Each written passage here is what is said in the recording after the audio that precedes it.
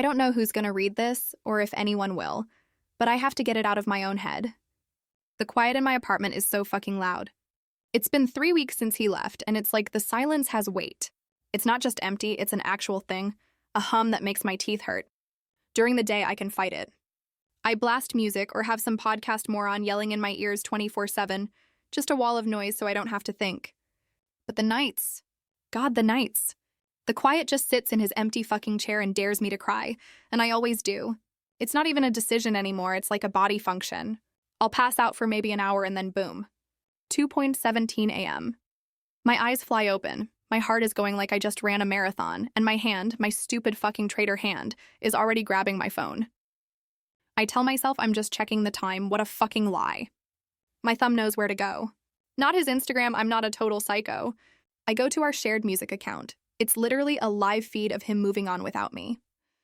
A real-time broadcast of my own personal hell. I can see what he's listening to. Right now. And tonight he's listening to that band. The one we found in that shitty little club on our first anniversary. He's listening to our song. And my brain just starts playing the movie for me, the one where I'm the villain. He's with someone else. He's showing her the song. He's telling her the story, but I'm not in it anymore. He's probably saying some shit like, yeah, saw them a while back, and just shrugging.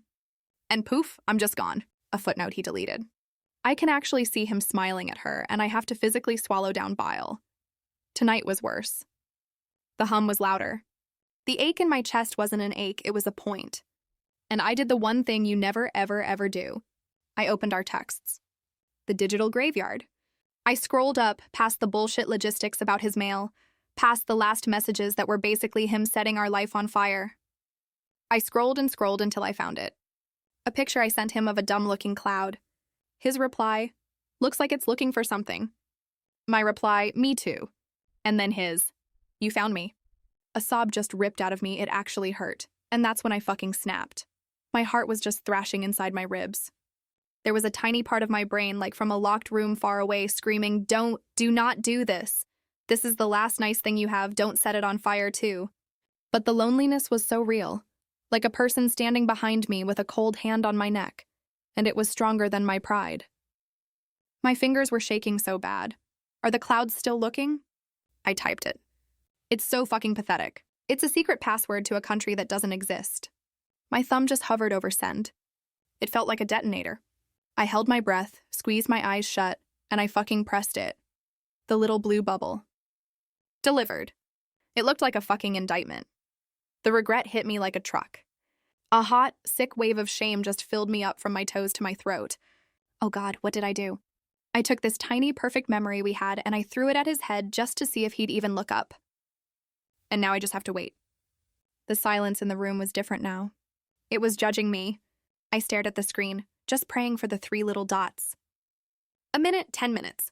An hour. Nothing. His silence was the answer. It was a choice. He was leaving me on red. My arm wanted to hurl the phone against the wall just to see it explode.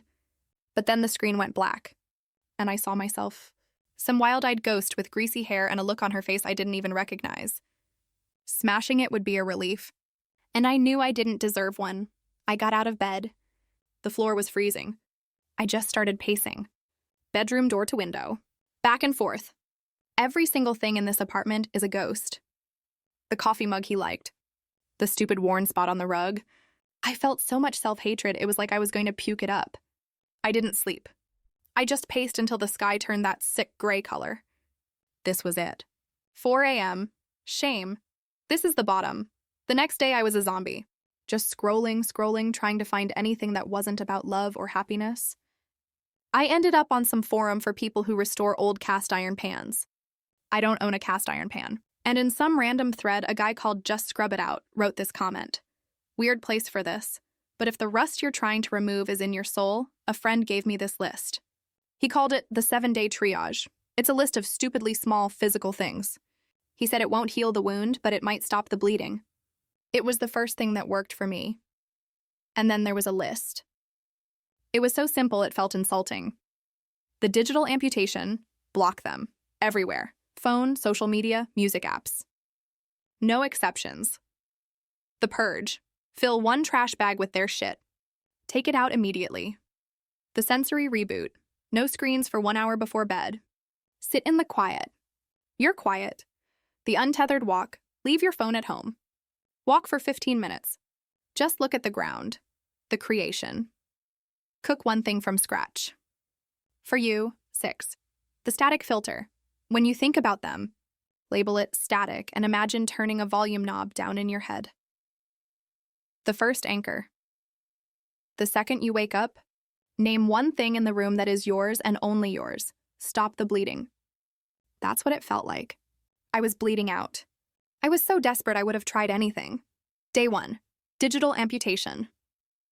I sat there and with a hand that was still shaking, I did it. Blocked his number. Blocked him everywhere. Every tap felt like cutting off a finger. It hurt like hell. But after, the quiet in the room changed again. It wasn't a waiting quiet. It was just empty. It was mine. Day 2. The purge. I got a trash bag. His t-shirt I slept in. The book on the nightstand. The bottle of his shampoo. I smelled it and almost threw up. I filled the bag until it was heavy with ghosts, and I took it down to the dumpster. The slam of the lid was so loud. It felt final. A tiny stupid win. But it was a win day 3, sensory reboot. This was actual torture. Just sitting in the dark. My hands twitched for my phone. The quiet was all there. I started hearing the building creak. A siren, my own breathing. It took forever to fall asleep, but when I did, it was deep. I woke up and I didn't feel good, but I felt like I had actually slept. The next few days were like that. Small, stupid things. I went on my walk without my phone and just stared at the sidewalk like a crazy person, but I saw a weed growing through the concrete and it felt important. I made scrambled eggs and I could actually taste them. The thoughts still came, a lot. He's with her. But I'd just think I'd statics and turn the knob down. The thought was still there, but it was just noise now. This morning was day 7. My eyes opened. The dread started. My brain immediately went looking for him. But I had my task. One thing in the room that is yours. My eyes landed on my lamp. The one I bought years before him. And the next thought I had wasn't his name. It was, I need a new light bulb for that. A minute ago, I was brushing my teeth and I looked in the mirror. I stopped. For weeks, I couldn't look at myself. But I looked this time. I still look like shit. My eyes are bruised. But the frantic, cornered animal look is gone. My face is just still, like a field after a battle is over. I saw the corner of my mouth twitch. It wasn't a smile. Not even close. But it was something, so if you're reading this and it's 3 a.m. and your phone feels like a grenade, listen. I'm not fixed. The hole is still here. But that stupid list from a stranger on the internet was a tourniquet. It didn't fix the wound, but it stopped the bleeding. It's not magic. But it gives you something to hold on to when you're falling. Put the phone down, just for tonight. Tomorrow, try day 1. It's a small step. But it's a step away from the ghost.